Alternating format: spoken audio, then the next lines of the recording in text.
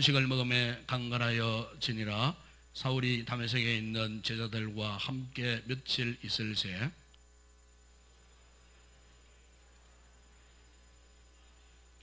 듣는 사람이 다 놀라 말하되 이 사람이 예루살렘에서 이 이름을 부르는 사람을 멸하려던 자가 아니냐.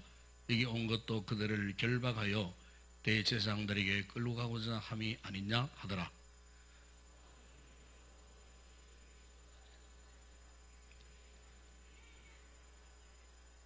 26절을 제가 또 먼저 읽겠습니다. 사울이 예루살렘에 가서 제자들을 사귀고자 하나 다 두려워하여 그가 제자됨을 믿지 아니하니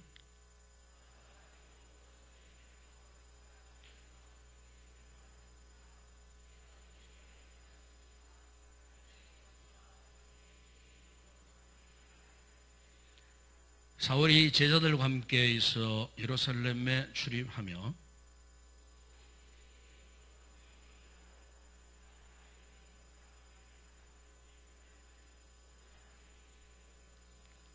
형제들이 알고 가이사라로 데려 내려가서 다소로 보내니라. 그리하여 온 유대와 갈릴리와 사마리아 교회가 평안하여 든든히 서하고 주를 경외함과 성령의 위로로 진행하여 수가 더 많아지더라. 아멘. 우리가 시편 이 90편에 보게 되면은 우리 사람의 평균 연수를 70이요 강건하면 80이라고 그렇게 말씀을 하고 있습니다. 이렇게 우리가 성경대로 우리 사람의 수명을 70 내지 80년으로 잡았을 때에 그 중에 잠자는 시간이 얼마나 되겠습니까? 학자들이 연구를 해보니까 잠자는 시간이 3분의 1이라고 그렇게 이야기를 합니다. 그렇다면 여러분, 우리가 한 생애를 살면서 잠자는 시간만 있는 것이 아니잖아요. 식사하는 시간, 때로는 자동차를 타고 멀리 가는 시간, 때로는 병이 들어 아파 누워있는 시간, 때로는 환난, 고난, 여러 가지 각종 어려움, 고통당하는 시간 등 이런 것 저런 것 다 빼고 나면은 과연 우리가 한 생애를 살 때에 기뻐하고 즐거워하며 살아가는 시간이 얼마나 될 것 같습니까? 정확하지는 않지만은 아마 극히 적은 시간이 아니겠는가 그렇게 생각이 되어집니다. 그렇다면은 이렇게 짧은 인생을 우리가 어떻게 살 것인가 하는 고민이 생기지 아니할 수가 없습니다. 다시 말하면은 우리가 어떻게 살아가는 것이 이 짧은 인생, 후회함이 없는 행복한 잘 사는 인생이 될 수 있겠습니까? 저는 결론적으로 이렇게 생각하고 싶습니다. 우리가 후회함이 없이 행복한 인생을 다른 것이 아니고 하나님 앞에서 은총을 입고 그분이 원하시는 삶을 살면서 하나님이 주시는 그 복을 누리며 사는 삶이 될 때 우리 인생이 후회함이 없는 삶이 되지 않을까 저는 그렇게 생각을 해보았습니다. 우리가 성경을 보시면은 구약의 이스라엘 백성들이나 신약의 구원받은 하나님의 그 백성들의 삶의 중심이 어디에서부터 시작되었느냐 하면요, 구약에 보게 되면은 이스라엘 백성들은 항상 하나님의 그 하나님의 성막을 중심으로 하나님의 성전을 중심으로 해서 그들이 살아갔습니다. 신약의 성도들은 교회를 중심으로 해서 교회를 통해서 항상 그들의 삶이 이루어졌습니다. 다시 말하면은 세상 가운데서 하나님의 이 거룩한 택하심과 부르심을 받고 구원받은 하나님의 자녀들이 함께 모여서 그분의 뜻을 이루기 위해서 하나 된 이 거룩한 공동체, 이 하나님의 이 교회를 통해서 우리 하나님께서는 당신의 백성들에게 은혜를 부으시고 온갖 좋은 복을 주시고, 그리고 이 교회를 통하여서 하나님께서 영광을 받으시기를 원하셨다는 것입니다. 이 같은 인간 존재의 특성을 잘 아시는 하나님께서는 무엇이냐면 이렇게 구원받은 성도들을 교회라 일컬어주셨어요. 그러니까 구원받은 거룩한 우리 거룩한 공동체에 오늘 저와 여러분을 이곳에 속하게 하시고, 이 교회, 이 거룩한 공동체를 통해서 우리의 존재 가치와 하나님께서 불러주신 이 소명을 감당하게 하기 위해서, 이 같은 삶을 살도록 하기 위해서 하나님께서 오늘 저와 여러분을 이 교회의 구성원으로, 지체로, 이름으로 우리를 불러주셨다는 것입니다. 그러므로 여러분, 저는 이렇게 생각합니다. 이 하나님의 이 거룩한 공동체인 주님의 이 교회는요, 항상 건강해야 돼요. 만약 교회가 병에 걸려서 교회로서의 정상적인 기동을 할 수 없는 병든 공동체가 된다면 1차적으로 그 영향을 누가 받겠습니까? 바로 여기 있는 우리들입니다. 이 교회의 지체들이.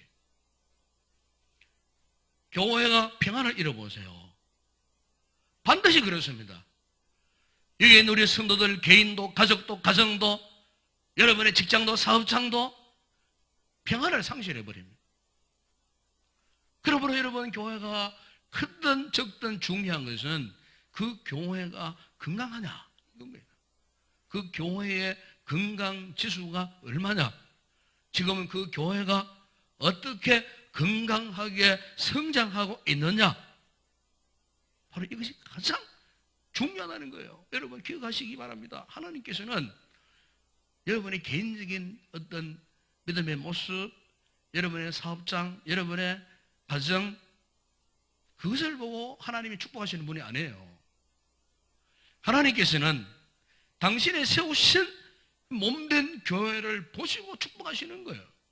교회를 보시고 여러분 개인을 축복하시고, 교회를 통해서 여러분의 가정을 축복하시고, 이 교회를 통해서 여러분의 자녀들을 축복하시고, 이 교회를 통하여서 이 나라와 이 민족도 축복하시고, 세우신 주님의 몸된 교회를 통하여서 이 사회를 하나님이 축복하시는 거예요.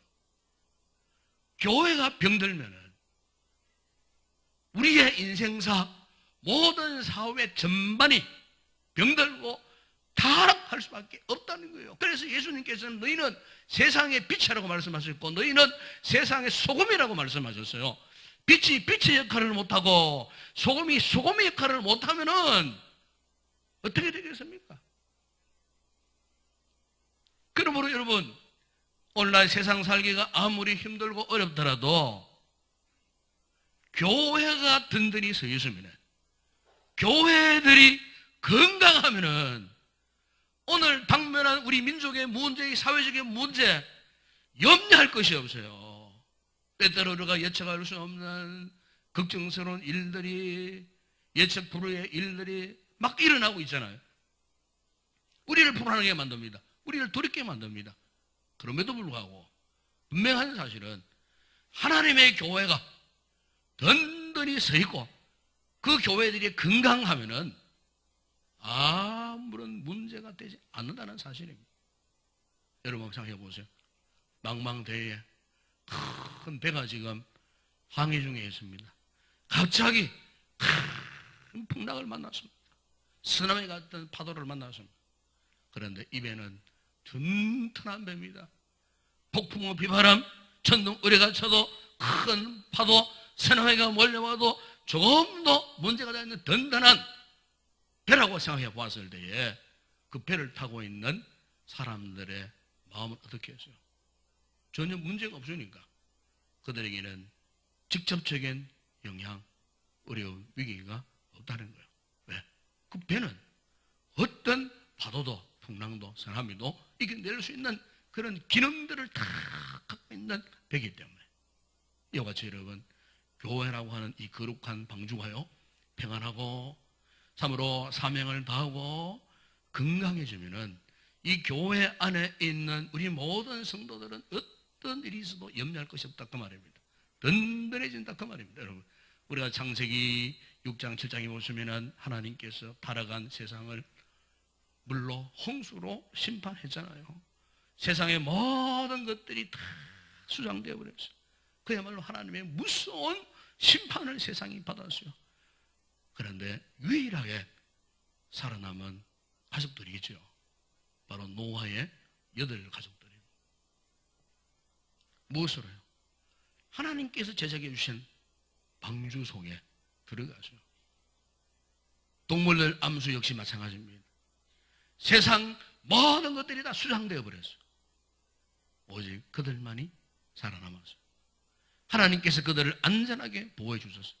바로 그들을 통해서 다시 세상을 번성하고 번창하게 하시는 본래의 세상의 모습으로 회복시켜 주셨다는 사실을 우리가 거기에서 볼 수가 있지 않겠습니까? 여러분, 그러므로 여러분, 교회가 중요합니다. 교회. 이 주님의 몸된 우리 인동교회가 정말 여러분의 삶 가운데에서 가장 중요함을 깨닫는 성도들이 되기를 바랍니다. 그러기 위해서 여러분, 이 교회를 위해서 기도해야 돼요. 교회가 평안하고 든든히 세워지고 교회가 건강하게 성장하고 부흥되면은 반드시 우리의 삶 역시도 하나님께서 축복하시는 거예요. 우리의 주변이 아무리 혼란스럽고 힘들고 어려워도 교회가 평안하고 교회가 은혜로우면은 우리가 이곳에 와서 위로를 받고 격려를 입고 하나님의 은혜를 입고 소망을 가지고 새로운 힘으로 회복되어져서 저 세상 가운데 가서 또 승리하며 살 수 있지 않겠습니까? 그러나 교회가 건강을 잃어버렸다. 이것은요, 우리의 인생 삶 전반적인 그런 문제를 이야기하게 된다는 사실이에요. 그러면 여러분, 우리 교회가 어떻게 하면 이렇게 건강하게 성장하는 교회가 될 수 있을까요? 저는 먼저 이런 확신을 갖습니다. 우리 모든 성도들이 무엇보다도 예수 그리스도께 대한 확실한 신앙을 갖고 있어야 된다는 사실입니다. 다시 말씀드리면은 우리 모든 성도들은 예수 그리스도가 누구신가, 그분의 십자가의 죽으심과 부활과 죄를 대한 분명한 신앙 고백이 있어야 된다 그 말입니다. 우리가 이 복음서를 보시면은 거기에는 예수님의 존재하심이 어떠한가를 자세히 말씀하고 있잖아요. 그분은 단순히 불쌍한 자를 위해서 오신 것도 아니고 병자를 고치기 위해서 오신 것도 아니에요. 그분은 우리를 너무나 사랑하셔서 바로 죄악 가운데 있는 당신의 백성들을, 그들을 죄악 가운데서 구원하시기 위해서 그분이 이 땅에 오셨어요. 그분이 오셔서 바로 오늘 저와 여러분의 온갖 죄 문제 때문에 십자가에서 대속의 죽으심을 당하시고, 비록 죽음을 당하셨지만은 그분은 구원의 완전한 약속을 이루시기 위해서 다시 부활하시고, 그것도 모자라서 성천하시고 지금 하나님 보좌 우편에 앉아 계시면서 하나님의 지상 교회들을 위하여 오늘 저와 여러분을 위하여 기도하시고, 때가 되면 이 세상을 심판하기 위해서 다시 오실 재림 예수 그리스도를 우리가 지금 소망하고 믿고 있는 거예요. 여러분, 이게 우리 신앙의 전체 항목이에요. 그러니까 항목의 가장 주체가 무엇입니까? 예수 그리스도입니다. 예수 그리스도. 우리의 구주, 우리의 구원자, 우리의 삶의 주인 되시는 예수 그리스도께 대한 확실한 신앙을 고백할 수 있는 개인이나 공동체, 그 교회는요, 그 개인은요, 건강한 신앙이요, 건강한 교회라고 말할 수가 있어요. 오늘 본문이 우리에게 도전하는 것이 바로 이것입니다, 여러분. 당시 초대 교회에서 가장 악명 높았던 박해자 사울, 훗날의 이름이 바울 아닙니까? 이 사울이 어떻게 예수가 하나님의 아들이심을 전파하는 전도자가 될 수 있었느냐? 지금 이것을 오늘 본문에서 말씀하고 있어요.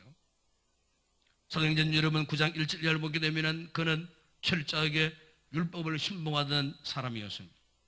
그래서 로마의 법을 어기면서까지도 예수 믿는 사람들을 잡아다가 죽이기 위해서 유대 종교 법정에서 발부된 공문을 가지고 이제 다메섹에 살고 있는 예수 믿는 사람들 잡아들이기 위해서 그곳으로 내려가는 도중에, 그런데 그가 그 다메섹 도상에서 누구를 만났습니까?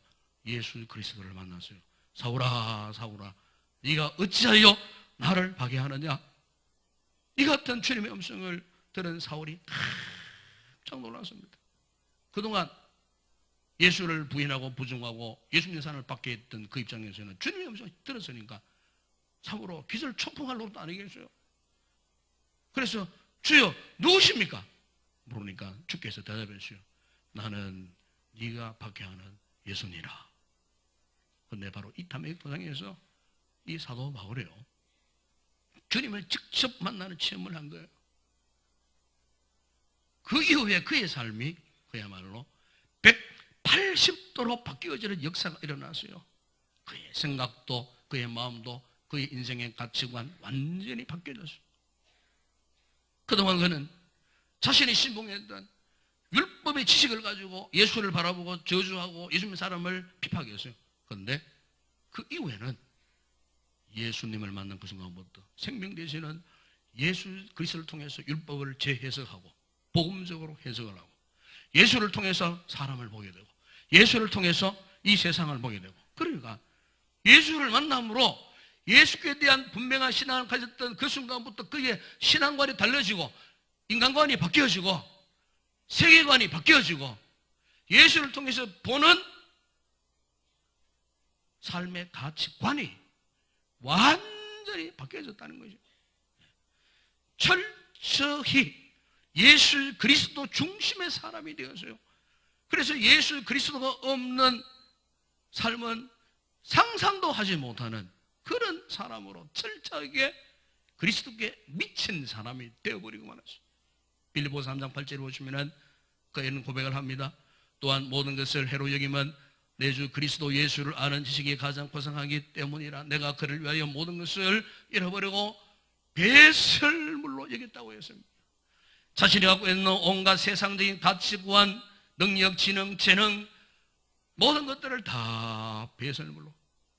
빌립보서 1장 2절에 보시면은 나는 나의 간절한 기대와 소망을 따라 아무 일이든지 부끄러워하지 아니하고 지금도 생각과 같이 온전히 담대하여 살든지 죽든지 내 몸에서 그거 보면은 그리스도와요 예수님이 존귀하게 되려 하려 하나니.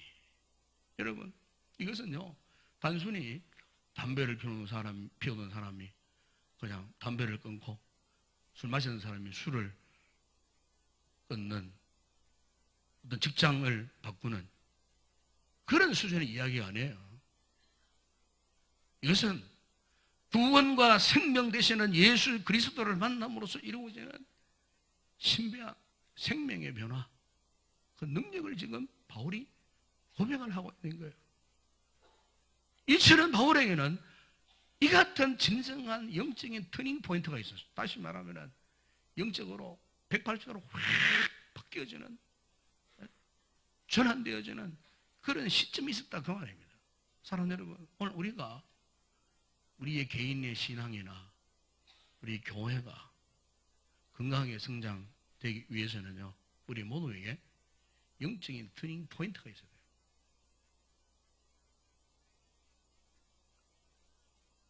예수 그리스도를 분명하게 만나는 중생의 체험, 성령의 체험, 이게 있어야 된다 그 말입니다. 살아계신 주님을 만난 임재의 경험, 그냥 머리로만 지식으로만 예수를 아는 수준에서 한참 더 높게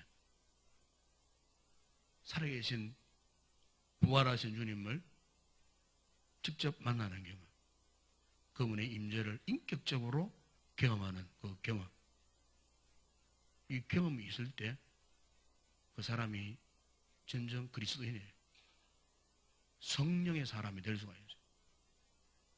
이 같은 영적 터닝 포인트가 분명하게 경험되는 사람, 우리 성도 이런 성도들이 다 되기를 주의 이름으로 축원합니다. 요한복음 2장에 보시면은 주님의 제자 도마가 그때까지만 하더라도 이 주님의 이 부활하심을 의심하고 믿지 않았어요. 다른 제자들이 부활의 주를 만났다고 할 때 나는 못 믿겠다 그랬지. 나는 그의 손과 못자국을 보고 내 손가락을 그 못자국에 넣고 내 손을 그의 꼬리에 넣어보지 않고서는 믿지 아니하겠노라. 그렇게 했어요. 8일이 지났어요. 주님이 직접 나타나셨어요. 너희에게 평강이 있을지어다. 요한복음 1장 1절에 보시면은 주님이 도마에게 직접 말씀하셨어요. 네 손가락을 이리 내밀어 내 손을 보고 네 손을 내밀어 내 옆구리에 넣어보라. 그래야요 믿음 없는 자가 되지 말고 믿는 자가 되라. 도마가 그 자리에서 직접 확인했겠죠. 만져보았겠죠. 무슨 말입니까? 주님을 직접적으로 인격적으로 경험하는 순간이었어요. 그분을 만나는 순간이었어요. 말로만 듣던 지식으로 듣던 상식적으로만 알고 있던 그 부활의 주님, 헛소문으로 알고 있었던 그 부활의 주님을 직접 인격적으로 대면해 보았어요. 만났어요. 그의 가슴이 뜨거워졌어요. 구원의 감격이 일어났어요. 그래서 그 고백합니다. 나의 주님이시오 나의 하나님이십니다. 비로소 도마가 예수 그리스도에 대한 분명한 신앙 고백을 그 자리에서 하게 되는 것을 거기에서 볼 수가 있습니다. 여러분, 오늘 주님께서 사랑하시는 교회란 어떤 교회일까요? 오늘 주님이 사랑하시는 건강한 성도란 어떤 사람일까요? 바로 바울과 같은 도마와 같이 주님을 만남으로써 분명한 신앙 고백 속에서 옛사람은 죽고 새사람 되는 옛생활을 끊어버리고 새사람으로 새롭게 살아가는 영적 터닝 포인트가 경험되어지는 그 개인이라는 그 교회, 바로 건강한 믿음의 소유자요 건강한 교회가 아니겠습니까 여러분? 그래서 오직 예수 그리스도 역사하시는 교회가 되고 성령님 역사하시는 교회가 되고 그리스도의 생명 역사하는 교회, 그리스도에 대한 분명한 신앙 고백이 넘치는 교회, 바로 이런 교회. 오늘 저는 소망합니다. 우리 인동교회가, 우리 인도에 속한 모든 성도들이 주님께 대한 분명한 신앙 고백을 갖는 그런 개인이 되고 우리 교회가 되었으면 좋겠습니다. 그 다음 여러분 또한 건강하게 생각하는 교회는요, 복음을 전하는 공동체입니다. 다시 말하면은 열심히 전도하는 교회예요. 열심히 전도하는 성도들이 많은 교회, 그 교회가 건강한 교회입니다. 오늘 보면 여러분 20절 이하를 보시면은 사도 바울이 예수 그리스도를 만나자마자 그가 제일 먼저 한 일이 무엇입니까? 9장 20절 이하에 보십시오. 즉시로 각 회당에서 예수가 하나님의 아들이심을 전파하니 듣는 사람이 다 놀라 말하되 이 사람이 예루살렘에서 이 이름을 부르는 사람을 멸하려던 자 아니냐, 여기 온 것도 그들을 결박하여 대제사장들에게 끌러가자 함이 아니냐 하더라. 사울은 그런데 힘을 더 얻어 예수를 그리스도라 증언하여 다메섹에 사는 유대인들이 어떻게 했다고 그랬어요? 당혹스러워했어요. 당황을 했다가 말이에요. 이 본문에 보시면은 참으로 너무나 획기적으로 변화된 바울에 대해서 사람들이 믿지를 못했어요. 왜 그럴까요? 얼마쯤 하더라도 예수 믿는 사람들을 잡아다가 결박하고 대장들에게 끌고 가고 핍박하던 그 장본인이 지금 돌연히 예수가 하나님의 아들이심을 전파하고 있으니까 그것도 힘을 얻어서 예수를 그리스도라고 증언하는 바울의 이 같은 모습을 보던 그 당시의 유대인들이 당황할 수밖에 없죠. 사랑하는 여러분, 오늘 우리가 진정으로 변화되어지면요, 바울처럼 사람들이 믿든지 안 믿든지 듣든지 안 듣든지 그날 그냥 예수 그리스도를 그냥 증거합니다. 왜냐하면은 그리스도를 만난 이 구원의 감격, 그래서 어떻게 해서든지 그냥 다른 사람에게도 내가 만난 예수 그리스도를 전하고 싶은 거예요. 이 복음에 대한 절대적인 가치를 경험하고 복음의 절대 능력을 경험하면 그냥 우리 가슴이 뜨거워져요. 바울이 고백한 말씀처럼 복음을 전하지 않으면 내게 화가 임할 것이라고 할 정도로 그야말로 영적인 긴박관 절박함 때문에 전도에 대한 열정을 가지고 한 영혼 구원을 위해서 내가 달리는 거예요. 쫓아가는 거예요. 네? 여러분, 오늘 우리에게 있어서 참으로 중요한 것은 그냥 예배당 안에서 제자 훈련 받고 기도만 하고 성경 통독만 하고 그게 아니에요. 물론 그것도 중요한 겁니다. 이 훈련 과정도. 그러나 이 모든 훈련 과정의 마지막 결론은 뭡니까? 나가서 전도하는 거예요. 간혹 성도들 이런 말을 합니다. 목사님, 제가 전도하고 싶은데 어떻게 해야 합니까? 좀 훈련을 받아야 합니까? 아주 좋은 전도 프로그램 소개해 주십시오. 어쨌든 전도하는 마음이 있어서 전도 훈련을 받고 싶다는 거예요. 물론 훈련 받으면 조금 더 낫겠죠. 그러나 여러분, 기본적으로 전도는 훈련을 받아서 전도하는 게 아니에요. 전도는 그냥 하는 겁니다. 어떻게? 예수 믿어라. 내 예수 믿으니 너무 좋더라. 그래서 여러분, 유명한 고구마 전도왕이신 김기동 목사님, 과거에 과천교회 집사님이실 때 이분이 전도왕이었어요. 이분이 전도 방법은 다른 방법이 없어요. 자, 그냥 길 가다가 사람 만나세요. 안녕하세요, 반갑습니다 이러면서 교회 다니십니까? 아니요 하면은 예수 믿으면서요, 너무너무 좋습니다. 그밖에 없어요. 예수 믿으면 너무너무 좋습니다. 우리 교회 너무 좋은 교회입니다. 우리 교회 너무너무 좋은 교회입니다. 오십시오. 예수 믿으면 너무너무 좋고 너무너무 행복합니다. 이러고는 이제 헤어집니다. 또 다음에 또 만납니다. 같은 사람 만나는 거. 그러면 아이고 반갑습니다. 위에서 내가 기도하고 있습니다. 아멘 사람도 누군가 자신을 위해 기도하고 있다 하면 뭐 마음 움직이는 거예요. 아, 저분이 언제 봤다고 나를 위해서 기도하고 있는가. 이렇게 해서 이런 아주 간단한 메시지를 갖고 이분이요, 얼마나 많은 사람들에게 복음을 전했는지 몰라요. 여러분, 오늘 우리의 문제가 무엇입니까? 평생을 예수 믿었어도 아직 누구한테 단 한마디 예수 믿으세요. 예수 믿으면 행복합니다. 예수 믿으면 너무너무 좋습니다. 평생을 예수 믿었어도 이 한마디 하지 못한 채 나 홀로 믿음 생활하는 그런 분들이 오늘날 교회 안에 많습니다. 사실 오늘 여러분들은 어떻습니까? 오늘 우리 교회 성도들 가운데 이런 교인이 없기를 바랍니다. 지금 내 형제가 지금 지옥 가고 있어요. 구원해야 되지 않겠습니까? 여기에 무슨 체면이 필요하고 부끄러움이 필요하겠어요. 그 영혼을 살려야 되는데, 건져내야 되는데, 전실로 하나님의 자녀라면요, 그 영혼 못 찾을 수 없어요.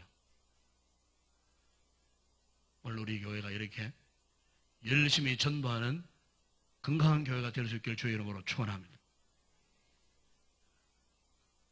그 다음 마지막 또 하나 말씀은요, 우리 교회가 건강하게 성장하려고 하면요, 우리 성도들이 서로 이해하고 섬기고 사랑하는 공동체가 되어야 합니다. 여러분, 본문 26절 이하를 보시면은 예수를 믿고 예수를 전하는 바울에 대해서 당시 예루살렘 교회의 사도들이나 성도들이 바울을 오해하고 있었어요. 한마디로 그의 그 같은 행적을 믿지 못하겠다는 것이었습니다.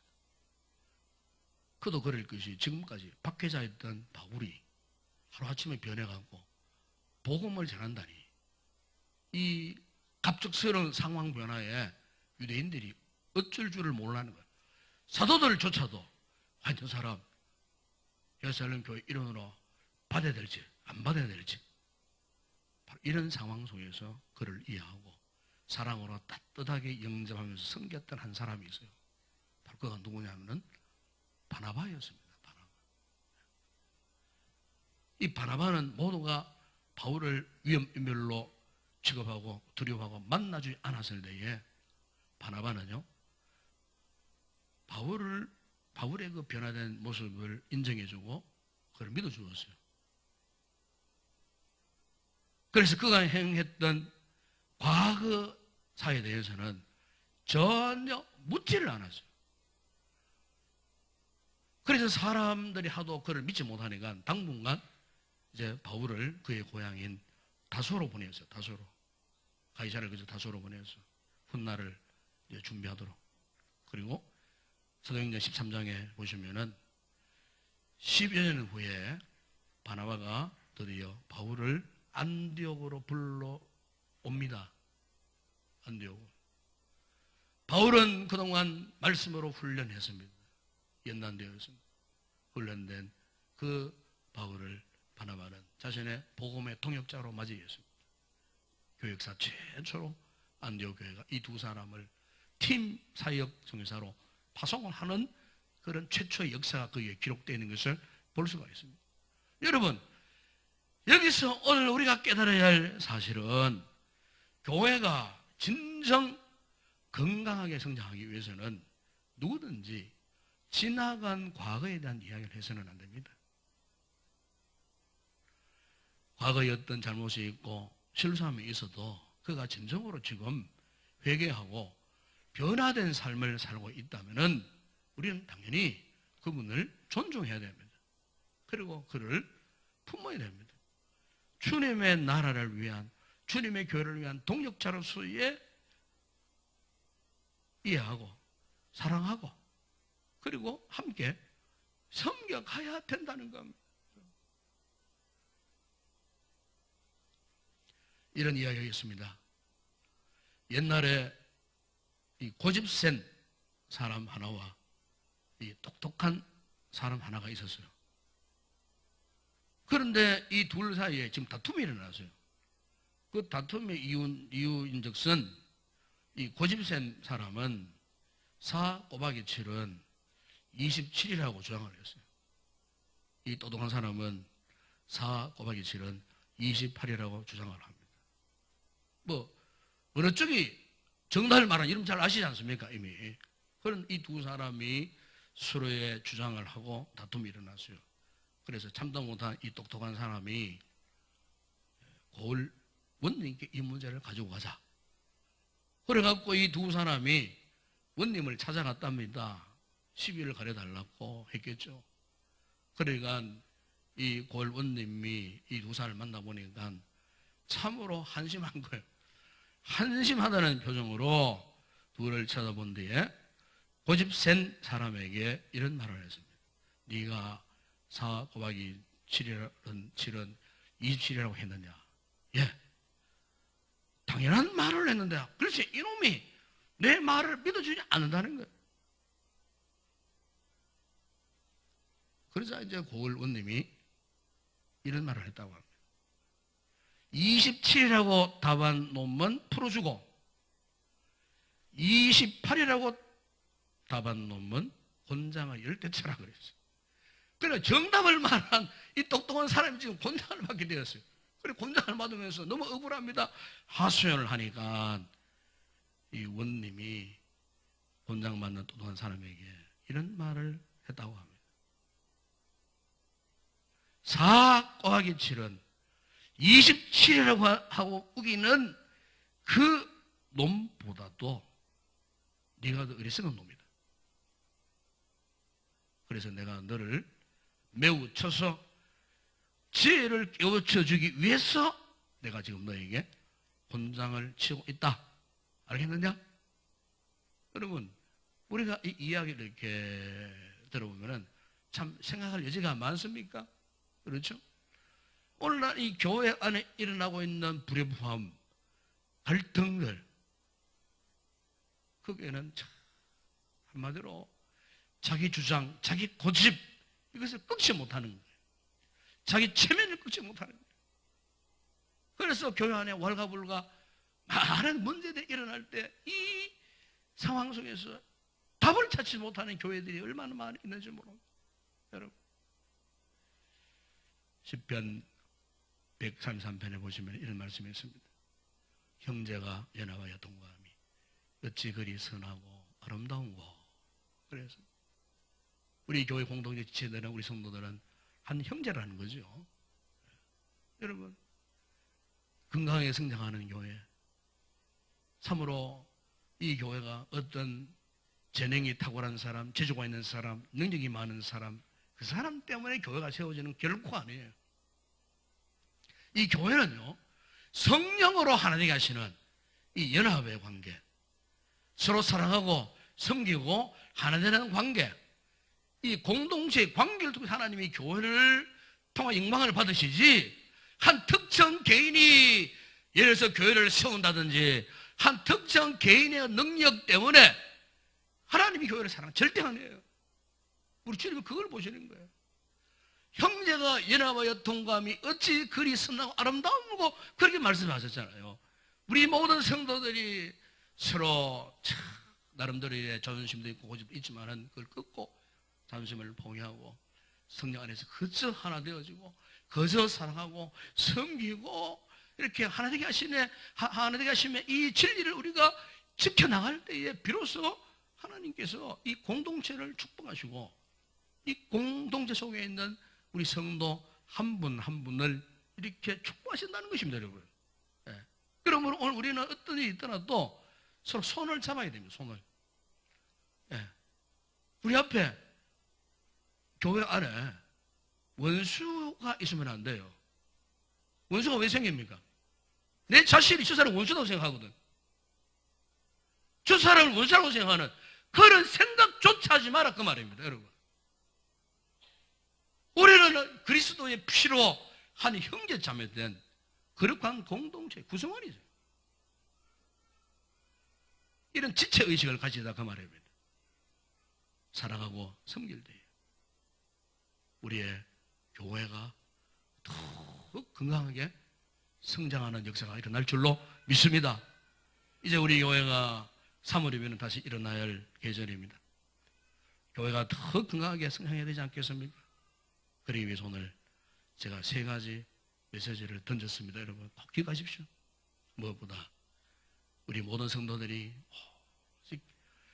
예수 그리스도에 대한 분명한 신앙, 이 고백 바탕 위에 그분의 뜻을 알아 열심히 전도하고, 그리고 우리 온 성도들이 하나 되어서 이해하고 사랑하고 섬겨나갈 때 그 어떤 원수마귀 사탄의 역사도 이 교회를 흔들 수가 없습니다. 이 교회가 건강한 교회, 건강한 성도가 되는 것입니다. 이런 우리의 공동체가 되시기를 주의 이름으로 축원합니다. 기도하겠습니다. 우리 아버지 하나님 감사합니다. 참으로 주님 없는 교회를 세워주시고 이 교회를 통하여서 축복하시려고 창세전에 이미 이 놀라운 계획을 하셨습니다.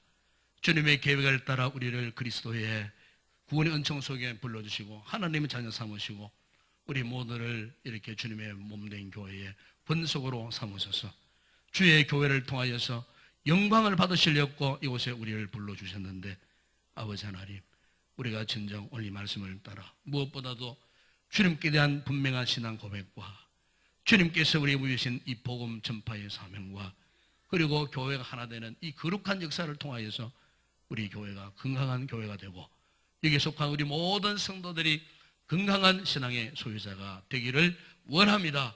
이 위대한 아름다운 믿음의 공동체로서 주님 오시는 그날까지 이 사명 감당하는 우리 인동교회가 되게 하여 주시옵소서. 예수님의 이름으로 기도드리옵나이다. 아멘.